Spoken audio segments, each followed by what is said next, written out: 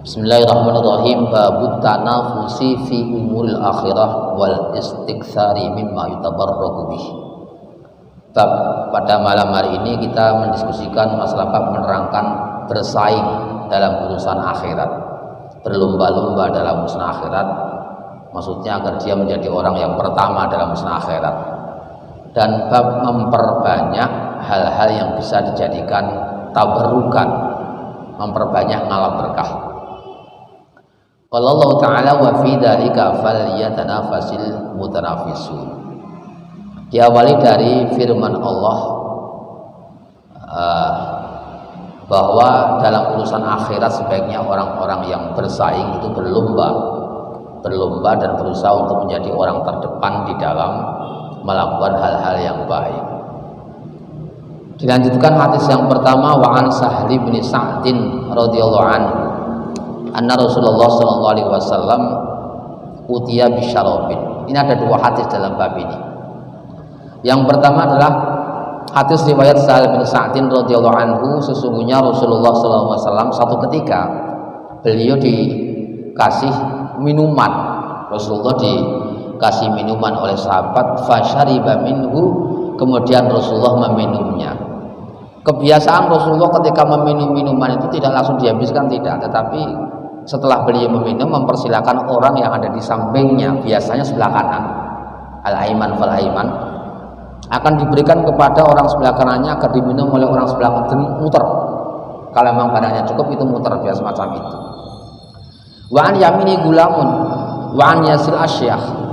Kebetulan pada saat Rasulullah mendapatkan minuman itu, orang yang ada di samping sebelah kanan beliau adalah anak-anak muda. Ada seorang pemuda yaitu Ibnu Abbas, sepupu Rasulullah sendiri. Wa an yasil asyah, sementara di sisi kiri Rasulullah terdapat orang-orang tua termasuk pembesar-pembesar para sahabat. Faqala al-ghulam ata'dzanu li an utiya haula. Kemudian Rasulullah bertanya kepada pemuda yang di sampingnya, kamu memberi izin kepada aku apa tidak ketika sisa minuman saya ini saya berikan kepada orang yang lebih tua di sebelah kiri saya. Jadi dia minta itu sama anak muda, karena yang paling berhak sebenarnya mendapatkan uluran sisa dari minuman Rasulullah tentunya yang ada di sebelah kanan, sebagaimana kebiasaan Rasulullah. Sehingga karena memandang yang di sebelah kanan sudah masih kecil atau masih muda, sebagai tata krama tentunya akan diberikan kepada sebelah kirinya karena itu lebih tua. Cuman karena itu merupakan haknya yang di sebelah kanan, sehingga Rasulullah perlu untuk meminta izin kepada yang sebelah kanan. Kalau ini jatah kamu saya berikan kepada orang sebelah kiri saya, bagaimana?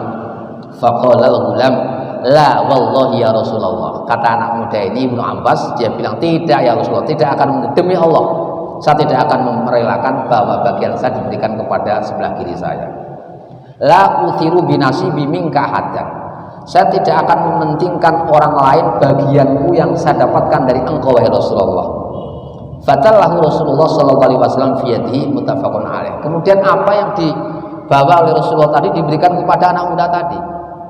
Ini cerdasnya Ibnu Abbas, menganggap bahwa ini urusan barokah. Ini kalau diberikan kepada orang sebelah kanannya saya tidak mendapatkan apa-apa, kan ya iman-iman. Tidak, ini harus saya kalau memang jatah saya ya bejaku, istilahnya bejaku sebelah kanan. Karena ini bejaku tidak mungkin saya berikan kepada orang lain, karena ini termasuk umur akhirah. Berarti kenapa yang diletakkan hadis ini diletakkan dalam bab tanafus fi umul akhirah, berlomba bersaing dalam perurusan akhirat, karena ngalap berkah terhadap orang soleh ini termasuk bagian daripada umul akhirah. Ini yang kemarin pernah didiskusikan itu di dalam majelis kita saat omong-omong itu, kayak kalau di depan soft yang awal itu kita persilakan untuk orang lain bagaimana, itu namanya ithar bil qurbi. Kita mempersilakan atau mementingkan orang lain dalam urusan ibadah, ini kan hukumannya makruh. Sama udah umur akhir semacam itu, masa kita masuk surga kita mempersilakan yang lainnya dulu, meskipun dia lebih tua tetap kita tidak rela, bisa saya dulu, kalau memang itu jatah saya masa saya berikan pada orang lain. Sehingga Ibnu Abbas itu seperti itu, dia tidak mau karena itu menganggap sebagai sesuatu yang sangat penting, karena itu bukan urusan duniawi murni, bukan karena beliau merasa lebih berhak atas urusan dunia, tetapi ini karena sisa yang diambil dari Rasulullah. Kok andai kata itu bukan sisa Rasulullah, tentunya beliau mempersilahkan orang lain untuk memanfaatkannya. Tapi ini sisa Rasulullah. Lah kan orang setiap hari kita dapat sisa dari Rasulullah. Oleh karena itu kita dapat menangkap sebagian masyarakat kita kadang-kadang juga demikian, mereka berebut bersalaman dengan orang soleh, mereka berebut mendapatkan sisa dari orang soleh karena memang dalam rangka tanafus fi umul akhirah. Ini tujuannya bukan karena duniawi murni, dia bukan, tetapi karena ini merupakan keberkahan dari orang soleh. Nah, kalau dia relakan untuk orang lain, maka mempersilahkan orang lain mendapatkan berkah, dia tidak dapat apa-apa. Ini akan demikian. Talau bitak al-musannad fauqu ay wada'ahu wa al-gulam wa Ibnu Abbas radhiyallahu anhu. Ini ada kejelasan bahwa anak muda yang ada di sisi Rasulullah itu memang beliau adalah Ibnu Abbas. Saking cerdasnya Ibnu Abbas itu sehingga ketika beliau pada saat pemerintahan Sayyidina Umar, mustasyar Sayyidina Umar, orang yang dijadikan sebagai tempat bermusyawarah itu salah satunya adalah Ibnu Abbas, satu-satunya anak muda yang menjadi sangat dipertimbangkan oleh Sayyidina Umar di dalam mengambil sebuah kebijakan, terutama ketika urusan tafsir Al-Quran.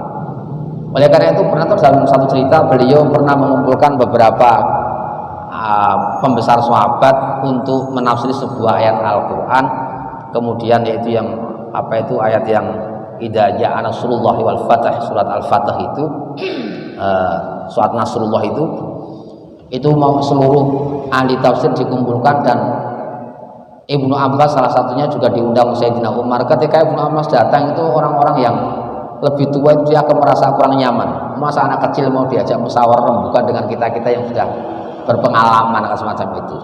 Melihat gelagat itu meskipun tidak diucapkan, Sayyidina Umar bilang, oh jangan meremehkan ini Ibnu Abbas. Ibnu Abbas yang dulu pernah mendapatkan doa Rasulullah, Allahumma faqihhu fiddin wa 'allimhu fit ta'wil. Ini adalah orang yang dulunya pernah mendapatkan doa Rasulullah, ya Allah semoga Ibnu Abbas ini engkau pahamkan urusan agama dan engkau pahamkan, engkau ajari cara mentafsiri Al-Quran sehingga kondang sebagai turjumanul Quran, ahli tafsir Al-Quran. Nah, ketika mendengar ini pernah mendapatkan doa Rasulullah, akhirnya orang-orang tua itu terdiam. Oh, ternyata ini orang luar biasa, bukan sembarang orang. Dan bahkan dalam penafsiran beberapa ketika dimintai tentang tafsir daripada idza ja'a nasrullah ila akhirih itu semua sahabat yang hadir memberikan pemahaman beliau. Dan yang terakhir adalah Ibnu Abbas. Ibnu Abbas ini yang nantinya justru pendapat yang dipakai oleh Sayyidina Umar, dia lebih sepakat, lebih condong kepada pendapat Ibnu Abbas bahwa ayat idza ja'a nasrullah itu menjelaskan tentang umurnya Rasulullah, sudah menjelang wafatnya Rasulullah.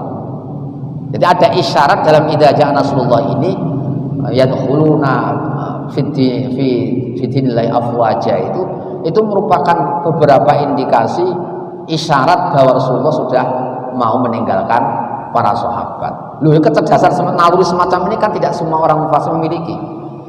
Sehingga Ibnu Abbas, pendapat Ibnu Abbas saat itu menjelaskan ini, ayat ini merupakan satu berita yang sangat menakutkan. Karena apa?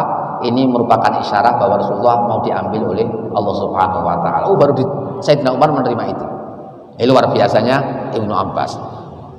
Wa Nabi Hurairah radhiyallahu anhu an Nabi sallallahu alaihi wasallam qala bainama ayyubu alaihi salam yaghtasilu uryanan fa kharra alaihi jaratun min dhahabin.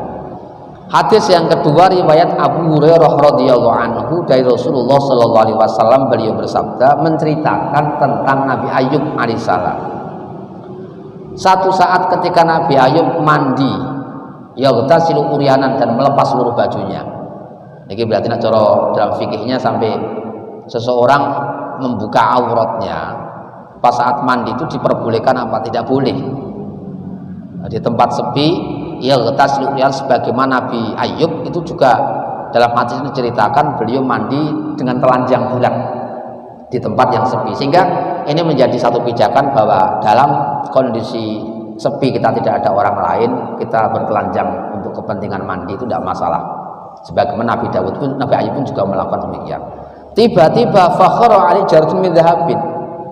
Ketika Nabi Ayub mandi, tiba-tiba ada belalang yang terbuat dari emas jatuh. Jadi ini mukjizat. Ada mukjizat Allah memberikan belalang dari emas. Artinya emas berbentuk belalang. Bukan berarti itu belalang yang hidup dengan apa tapi dia terbuat dari emas, tidak, tapi memang itu merupakan bentuk belalang tapi itu emas. Faja'ala ayyubu yahthi fi thawbihi. Ketika melihat ada belalang terbuat dari emas jatuh itu, Nabi Ayub mengambilnya, merauhnya dan dimasukkan ke dalam pakaiannya, diwadahi, karena Nabi diwadahi, sehingga itu terus dihaji oleh Allah. Fanadahu Rabbu azza wa jalla, ya Ayub alam akun agnaituka amma taro.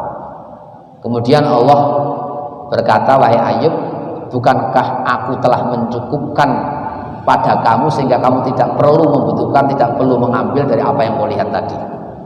Nabi Ayub diseneni karo Gusti Allah. Allah aman gak butuh kuwi, sampean tak cukupi. Kenapa kamu masih mencari belalang terbuat dari emas, itu sudah tidak kamu butuhkan. Tapi ternyata Nabi Ayub punya alasan. Kata Nabi Ayub, qala bala wa izzatika, iya demi sifat agungmu wahai Allah. Walakinni laginan bi an barakatika. Tapi saya tidak mungkin merasa cukup dari berkahmu. Ini bukan urusan karena saya itu punya ambisi duniawi, tidak. Tapi urusan keberkahan karena apa? Ini bukan sesuatu yang wajar. Bagaimana mungkin ada belalang yang terbuat dari emas, sehingga ini merupakan sebuah keajaiban. Karena dari sisi itulah, maka kenapa Nabi Ayub berusaha untuk meraup emas yang dijatuhkan oleh Allah berupa belalang tadi. Bukan karena semata-mata Nabi Ayub itu mengumpulkan dunia, bukan, tetapi menganggap ini merupakan sebuah keajaiban yang perlu diraup. Ini berkah, urusannya berkah. Nah ini monggo kita ketika mencari semacam itu motivasinya apa kan beda-beda. Kalau motivasinya dalam rangka berkah itu berlain. Lah kenapa dikatakan berkah? Karena belalang yang tidak wajar tadi ini kan baru saja dibuat oleh Allah. Mungkin dalam cerita Rasulullah kita akan mendapatkan cerita bagaimana Rasulullah ketika hujan pertama itu Rasulullah berusaha untuk melepas bajunya agar terkena hujan yang pertama tadi. Karena apa? Hujan tersebut baru saja diciptakan oleh Allah. Nah, setiap sesuatu yang baru diciptakan oleh Allah itu memiliki barokah. Sehingga diyakini bahwa hujan yang pertama ketika selama kita kemarau, kemudian hujan pertama itu merupakan obat seluruh penyakit. Katanya demikian. Rasulullah kan juga mengatakan itu bukan karena apa air itu memiliki kehebatan yang memiliki kesamaan dengan air-air yang lain, tetapi ini merupakan air yang pertama. Dikatakan qoribu ahdin birobbi, yang baru saja diciptakan oleh Allah, sehingga ini memiliki barokah yang sangat luar biasa. Nah, sama dengan Nabi Ayub pun juga demikian, karena belalang terbuat dari emas itu bukan sesuatu yang wajar, yang biasa, sehingga menganggapnya ini merupakan sebuah keberkahan. Diambil Nabi Ayub. Yang kadang-kadang kadang-kadang orang punya pusaka itu. Pusaka itu kan kaitannya bukan karena nilai barangnya, bukan, karena keberkahan kan. Karena keberkahan menganggap ini barang yang langka istilahnya. Barang yang langka ini barokah gede. Ya, artinya kadang-kadang orang nyimpen keris, nyimpen apa itu pusaka apa dan sebagainya, bukan karena pengagungan itu, tapi menganggap sebagai sesuatu yang sangat berharga. Nah, cara didol jadi rapat payu ini sing napa jenengane punya nilai karena ini mungkin peninggalan orang tuanya atau peninggalan orang yang dia yakini sebagai seorang yang memiliki barokah yang tinggi. Itu karena nilai itunya yang dipertahankan, bukan semata-mata karena kebendaannya. Ngeten. Ya podo-podo rambutnya Kanjeng Nabi, kalau rambutnya kita itu kan ada dilihat sisi barangnya kan ya mungkin tetap tidak terpaut jauh lah. Tapi karena itu pernah menempel di tubuh Rasulullah, tentunya akan menjadi berbeda. Bahkan secara umum lah, kita ketika memegang itu rambutnya Rasulullah tentunya akan memiliki perasaan yang berbeda. Kalau kita tahu betul-betul itu rambutnya Rasulullah, atau kita memegang apa yang pernah dipegang oleh Rasulullah, tentu akan menimbulkan suasana yang berbeda. Jadi siapapun tentunya akan demikian. Itu bukan berarti kan bukan karena kebendaannya, tapi benda ini pernah menempel pada siapa, ini menjadi pertimbangan kenapa kita memiliki perasaan berbeda ketika bersentuhan dengan barang tersebut. Ya gitu masuk syirik Gusti Allah, wallahu alam. Allah kok sampai seperti itu meletakkan satu keberkahan yang luar biasa kepada benda-benda yang pernah bersentuhan dengan orang-orang yang